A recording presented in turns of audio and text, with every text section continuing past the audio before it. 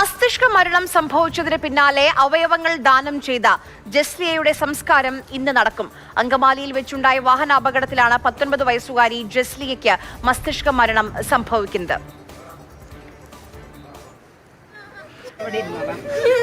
4 പേർക്കാണ് അവയവങ്ങൾ ദാനം ചെയ്തത്. വൃക്ക, കരൾ, നേത്രപടലം എന്നിവയാണ് ദാനം ചെയ്തത്.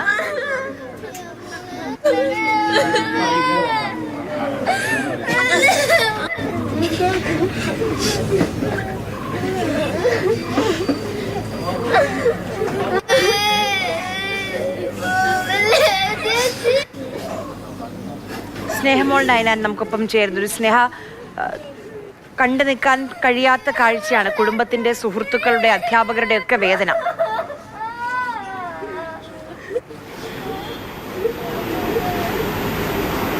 തീർച്ചയായും ആര്യ, ഈ അപകടമുണ്ടാകുന്നത് 28-ാം തീയതിയാണ്. ഈ കുട്ടി, അതായത് ജസ്ലിയ 19-കാരിയാണ്.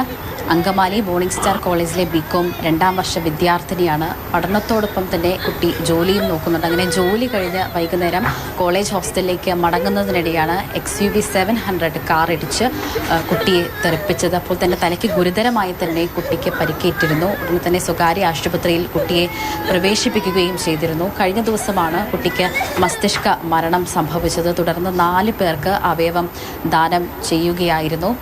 വൃക്ക, കരൾ, അതോടൊപ്പം തന്നെ നേത്രപടലം തുടങ്ങിയ അവയവങ്ങളാണ് 4 പേർക്കായിട്ട് ദാനം ചെയ്ത് ജസ്ലിയ മടങ്ങുന്നതെന്ന് തന്നെയാണ്. ഈ കാറ് ഇടിച്ചിട്ട് നിർത്താതെ പോയി എന്നുള്ളതാണ്. ഈ കാറ് പിന്നീട് ശാസ്ത്രീയ പരിശോധനയ്ക്കൊക്കെ ശേഷം പോലീസ് കണ്ടെടുത്തിരുന്നു.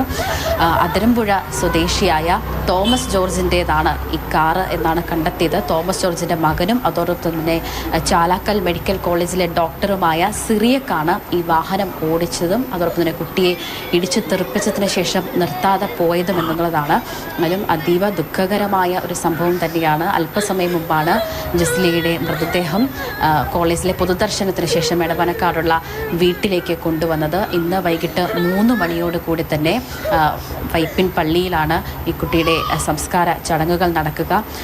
അതിന് മുന്നോടിയായി കഴിഞ്ഞ ദിവസം തന്നെ പോലീസ് ആശുപത്രിയിലെത്തി ഒരു ആദര സൂചകമായി ഔദ്യോഗിക ബഹുമതികളും ഒക്കെ തന്നെ നൽകിയിരുന്നു. 4 പേർക്ക് പുതുജീവൻ നൽകിയാണ് ജസ്ലിയയുടെ ഈ മടക്കം. ആര്യ.